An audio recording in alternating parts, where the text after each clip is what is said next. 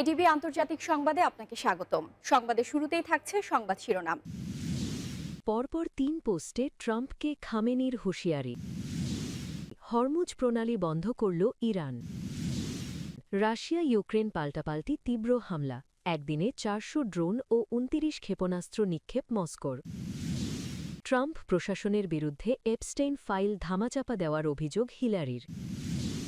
ইসরায়েলের আল্টিমেটাম প্রত্যাখ্যান করল হামাস। ভারতে ইসরায়েলি পর্যটককে ধর্ষণের দায়ে ৩ জনের ফাঁসি।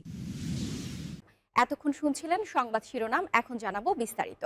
পরপর ৩ পোস্টে ট্রাম্পকে খামেনির হুঁশিয়ারি। ওমানের পররাষ্ট্রমন্ত্রী বদর আল বুসাইদির মধ্যস্থতায় সুইজারল্যান্ডের জেনেভায় শুরু হয়েছে যুক্তরাষ্ট্র ও ইরানের মধ্যকার দ্বিতীয় দফার পরোক্ষ পরমাণু আলোচনা। তবে এই কূটনৈতিক তৎপরতার মধ্যেই ইরানের সর্বোচ্চ নেতা আয়াতুল্লাহ আলী খামেনির কড়া মন্তব্য দুই দেশের মধ্যকার বিদ্যমান উত্তেজনাকে নতুন মাত্রা দিয়েছে। সামাজিক যোগাযোগ মাধ্যম এক্সে মাত্র ৩০ মিনিটের ব্যবধানে পরপর ৩টি পোস্টে মার্কিন প্রেসিডেন্ট ডোনাল্ড ট্রাম্পকে সরাসরি লক্ষ্য করে কড়া হুঁশিয়ারি উচ্চারণ করেছেন তিনি। খামেনি তার বার্তায় মার্কিন সামরিক শক্তির শ্রেষ্ঠত্বকে চ্যালেঞ্জ জানিয়ে বলেন, মার্কিন প্রেসিডেন্ট দাবি করেন তাদের সামরিক বাহিনী বিশ্বের সবচেয়ে শক্তিশালী, কিন্তু ইতিহাসের কোনো এক সময় এই শক্তিশালী বাহিনী এমনভাবে আঘাতপ্রাপ্ত হতে পারে যে তারা আর উঠে দাঁড়াতে পারবে না। একই সঙ্গে ইরানের আশেপাশে মার্কিন যুদ্ধজাহাজের উপস্থিতি নিয়ে সতর্ক করে তিনি জানান, একটি যুদ্ধজাহাজ বিপজ্জনক হতে পারে, তবে তার চেয়েও বেশি বিপজ্জনক হল সেই অস্ত্র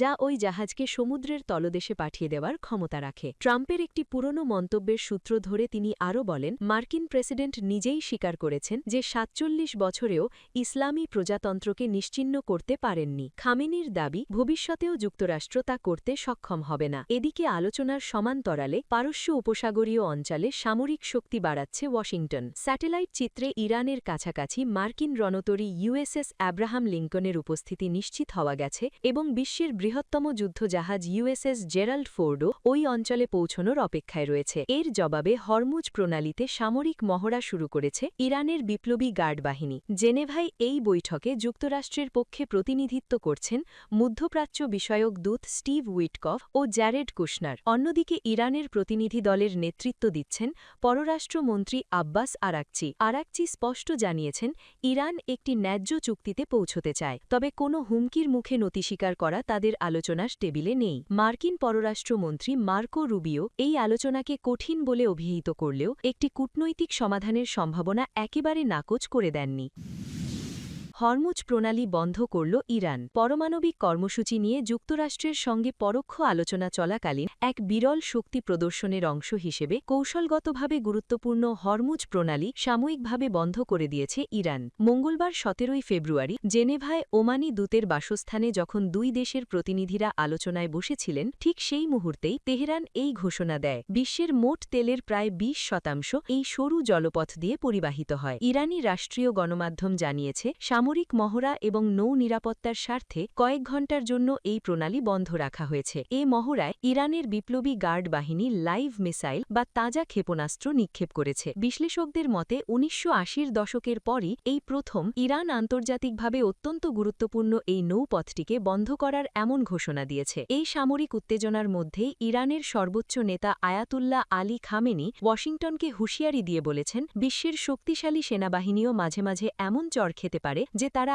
আর উঠে দাঁড়াতে পারবে না। তিনি মধ্যপ্রাচ্যে মার্কিন নৌবাহিনীর শক্তি বৃদ্ধির দিকে ইঙ্গিত করে বলেন, যুদ্ধজাহাজের চেয়েও বড় বিপদ হল সেই অস্ত্র যা জাহাজকে ডুবিয়ে দিতে পারে অস্ত্র। তবে এই সামরিক মারমুখী অবস্থানের বিপরীতে ভিন্ন সুর শোনা গেছে ইরানের পররাষ্ট্রমন্ত্রী আব্বাস আরাকচির কণ্ঠে। জেনেভায় জাতিসংঘ নিরস্ত্রীকরণ সম্মেলনে তিনি বলেন, আলোচনার মাধ্যমে একটি টেকসই সমাধানে পৌঁছানোর জন্য একটি নতুন জানালা উন্মোচিত হয়েছে। তিনি এই আলোচনা নিয়ে আশাবাদ ব্যক্ত করলেও সাফ জানিয়ে দিয়েছেন যে কোনো আগ্রাসন মোকাবিলায় ইরান পুরোপুরি প্রস্তুত। এদিকে মার্কিন প্রতিনিধি দলের নেতৃত্বে থাকা জ্যারেড কুশনার ও স্টিভ উইটকফ আলোচনার অগ্রগতি নিয়ে সরাসরি মন্তব্য না করলেও মার্কিন vice president JD Vance Fox নিউজকে জানিয়েছেন, আলোচনা কিছু ক্ষেত্রে পজিটিভ হয়েছে, তবে তিনি এটিও স্পষ্ট করেন, প্রেসিডেন্ট ট্রাম্প কিছু রেড লাইন বা সীমারেখা নির্ধারণ করে দিয়েছেন যা ইরান এখনও মেনে নিতে রাজি নয়। উল্লেখ্য, গত সপ্তাহে প্রেসিডেন্ট ডোনাল্ড ট্রাম্প বিশ্বের বৃহত্তম বিমান বিমানবাহী রণতরী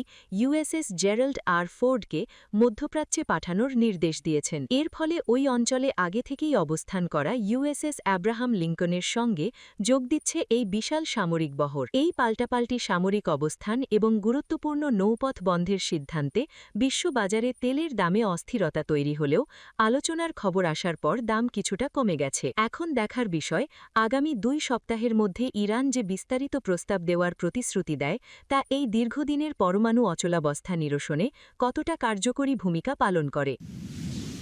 রাশিয়া ইউক্রেন পাল্টাপাল্টি তীব্র হামলা, একদিনে 400 ড্রোন ও 29 ক্ষেপণাস্ত্র নিক্ষেপ মস্কোর। যুক্তরাষ্ট্রের উদ্যোগে সুইজারল্যান্ডের জেনেভায় সম্ভাব্য আলোচনার আগে রাশিয়া ও ইউক্রেন একে অপরের ওপর ব্যাপক ড্রোন ও ক্ষেপণাস্ত্র হামলা চালিয়েছে। এসব হামলায় দুই দেশেই একাধিক বেসামরিক নাগরিক আহত হয়েছেন, ক্ষয়ক্ষতিও হয়েছে ব্যাপক। এদিকে যুক্তরাষ্ট্রের মধ্যস্থতায় যুদ্ধবন্ধে আলোচনা অনেকটা অগ্রসর হলেও ইউক্রেনের ওপর হামলা অব্যাহত রেখেছে রাশিয়া। মস্কো জানিয়েছে মঙ্গলবার 400টি ড্রোন এবং বিভিন্ন ধরনের 29টি ক্ষেপণাস্ত্র নিক্ষেপ করেছে রাশিয়া। মঙ্গলবার সকাল 9:30 পর্যন্ত ইউক্রেনের আকাশ প্রতিরক্ষা ব্যবস্থা 25টি ক্ষেপণাস্ত্র এবং 367টি রুশ ড্রোন ইউএভি ধ্বংস করেছে। খবর আল জেজিরার। রাশিয়ার পূর্ণমাত্রার সামরিক অভিযানের 4 বছর পূর্তির ঠিক আগে যুক্তরাষ্ট্রের উদ্যোগে রাশিয়া ও ইউক্রেনের প্রতিনিধিদের মধ্যে বৈঠক আয়োজন করা হচ্ছে সুইজারল্যান্ডের জেনেভা শহরে। মঙ্গলবার এই বৈঠকটি শুরু হয়, চলবে আগামী বুধবার পর্যন্ত। এই আলোচনা এমন এক সময় হচ্ছে যখন কয়েকদিনের মধ্যেই রাশিয়ার পূর্ণাঙ্গ সামরিক অভিযানের 4 বছর পূর্ণ হবে। 2022 সালের ফেব্রুয়ারিতে রাশিয়া ইউক্রেনে সর্বাত্মক হামলা শুরু করে, যা দ্বিতীয় বিশ্বযুদ্ধের পর ইউরোপের সবচেয়ে বড় সংঘাতে পরিণত হয়। বিশ্লেষকরা বলছেন সাম্প্রতিক উভয় পক্ষের ড্রোন ও ক্ষেপণাস্ত্র হামলা বাড়লেও একই সঙ্গে কূটনৈতিক যোগাযোগ চালু রাখার চেষ্টা চলছে। জেনেভার বৈঠক সেই প্রচেষ্টারই অংশ। তবে এই আলোচনায় যুদ্ধবিরতি বা বড় কোনো সমঝোতা হবে কিনা তা এখনও অনিশ্চিত। বৈঠকের আগেই ইউক্রেন ও রাশিয়া একে অপরের বিরুদ্ধে তীব্র হামলা ও পাল্টা হামলা চালিয়েছে। ইউক্রেনের বিমান বাহিনীর তথ্য অনুযায়ী রাশিয়া ইউক্রেনের বিভিন্ন স্থানে 400টি ড্রোন এবং 29টি ক্ষেপণাস্ত্র নিক্ষেপ করে। কর্তৃপক্ষ জানিয়েছে এর মধ্যে 367টি ড্রোন এবং 25টি ক্ষেপণাস্ত্র আকাশেই ভূপাতিত করা হয়েছে। ইউক্রেনীয় সংবাদমাধ্যম জানায় হামলায় একাধিক ব্যক্তি আহত হয়েছেন। আবাসিক ভবন, শিল্প প্রতিষ্ঠান ও গুরুত্বপূর্ণ অবকাঠামো ক্ষতিগ্রস্ত হয়েছে। সবচেয়ে বেশি ক্ষয়ক্ষতি হয়েছে ওডেসা ও দিনিপ্রোপেট্রোভস্ক অঞ্চলে। অন্যদিকে জবাবে ইউক্রেনও রাতভর রাশিয়ার জ্বালানি অবকাঠামো লক্ষ্য করে ড্রোন হামলা চালায়। রাশিয়ার ক্রাসনোদার ক্রাই অঞ্চলের স্থানীয় কর্তৃপক্ষ জানায় ড্রোন হামলার লক্ষ্য ছিল ইলস্কি তেল শোধনাগার। এতে তেলজাত পণ্যের একটি সংরক্ষণ ট্যাঙ্ক ক্ষতিগ্রস্ত হয়েছে বলে জানা গেছে। এছাড়া রুশ নিয়ন্ত্রিত ক্রিমিয়া উপদ্বীপের বিভিন্ন স্থানেও ইউক্রেনীয় ড্রোন হামলার খবর পাওয়া গেছে। ট্রাম্প প্রশাসনের বিরুদ্ধে এপস্টিন ফাইল ধামাচাপা দেওয়ার অভিযোগ তুলেছেন সাবেক মার্কিন পররাষ্ট্রমন্ত্রী হিলারি ক্লিন্টন। জার্মানির বার্লিনে অনুষ্ঠিত বার্ষিক ওয়ার্ল্ড ফোরামে অংশ নিয়ে বিবিসিকে দেওয়া এক সাক্ষাৎকারে হিলারি বলেন, ফাইলগুলো সামনে আনুন, তারা এগুলো প্রকাশে গড়িমসি করছে। চলতি মাসের শুরুতেই যুক্তরাষ্ট্রের বিচার বিভাগ ডিওজে এপস্টিন সংক্রান্ত প্রায় 30 লাখ পৃষ্ঠার নতুন ফাইল প্রকাশ করে। তবে ব্যক্তিগত স্বাস্থ্য তথ্য এবং শিশু নির্যাতনের গ্রাফিক চিত্র থাকার কারণে 30 লাখ পাতার নথি প্রকাশ করা হয়নি বলে ওই সময় জানিয়েছিলেন ডেপুটি অ্যাটর্নি জেনারেল। এগুলো প্রকাশ পেলে তদন্ত ব্যাহত হবে বলে যুক্তি দিয়েছিলেন তিনি। হিলারির ফাইলগুলো ধামাচাপা দেওয়ার অভিযোগ অস্বীকার করেছে হোয়াইট হাউস। তারা পাল্টা দাবি করেছে যে ট্রাম্প প্রশাসন এপস্টেইন ফাইলগুলো প্রকাশের মাধ্যমে ভুক্তভোগীদের জন্য ডেমোক্র্যাটদের থেকেও বেশি কাজ করেছে। এই বিতর্কের মধ্যেই কংগ্রেসের হাউস ওভারসাইট কমিটিতে এপস্টেইন ফাইল তদন্তের অংশ হিসাবে সাক্ষ্য দিতে ক্লিন্টন দম্পতিকে তলব করা হয়েছে। আগামী 26 ফেব্রুয়ারি উপস্থিত হবেন হিলারি ক্লিন্টন এবং তার পরের দিন 27 ফেব্রুয়ারি হাজির হবেন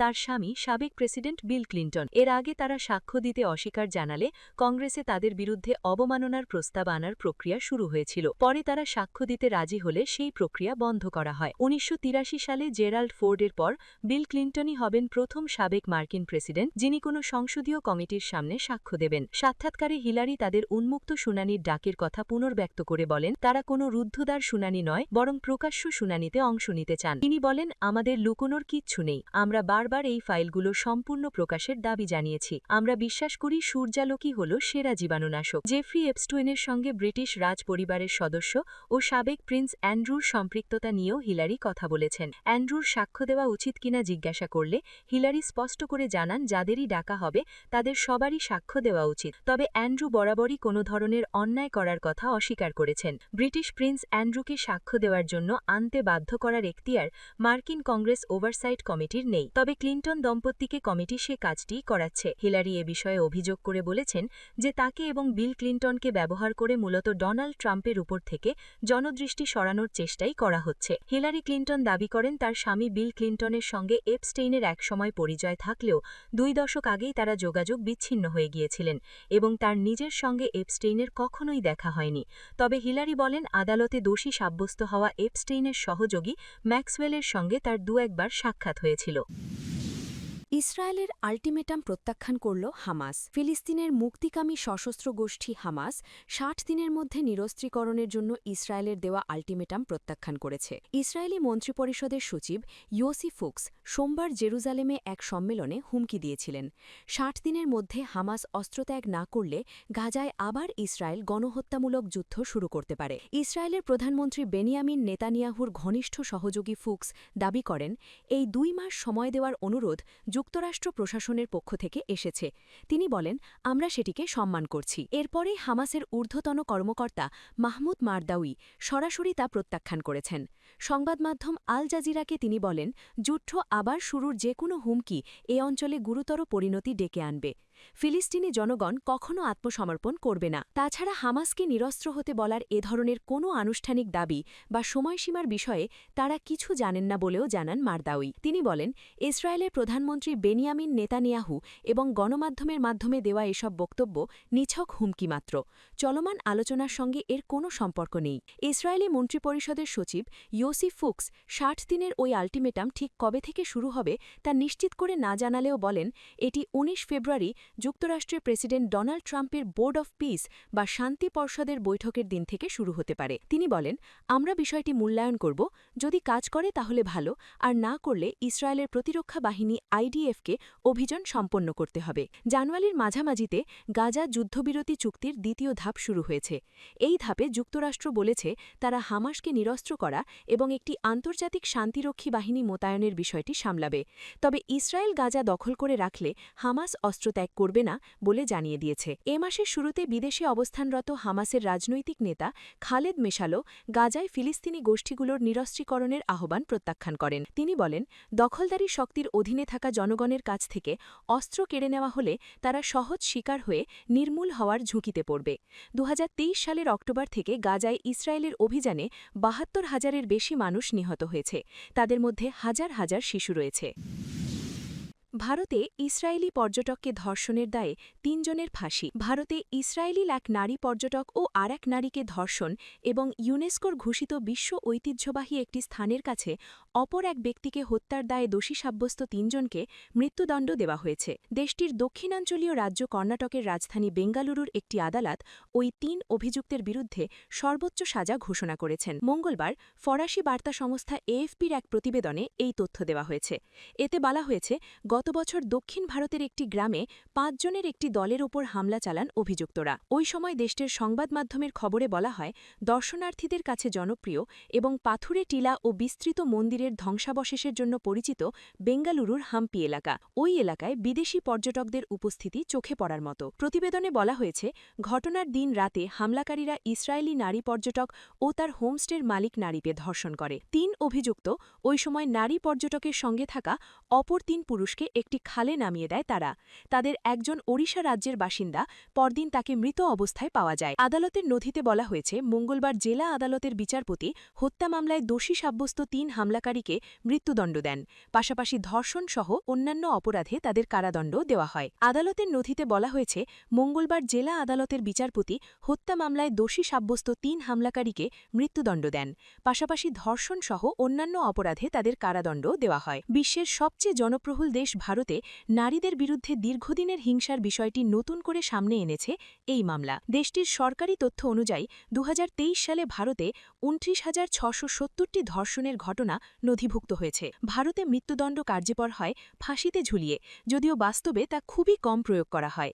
এর আগে দেশটিতে সর্বশেষ মৃত্যুদণ্ড কার্যকর হয়েছিল 2020 সালের মার্চে। ওই সময় দিল্লির একটি বাসে 2012 সালে সংঘটিত গণধর্ষণ ও হত্যাকাণ্ডের ঘটনায় দোষী 4 জনকে ফাঁসি দেওয়া হয়েছিল। ওই মামলা সারা দেশে ব্যাপক প্রতিবাদ জন্ম দিয়েছিল।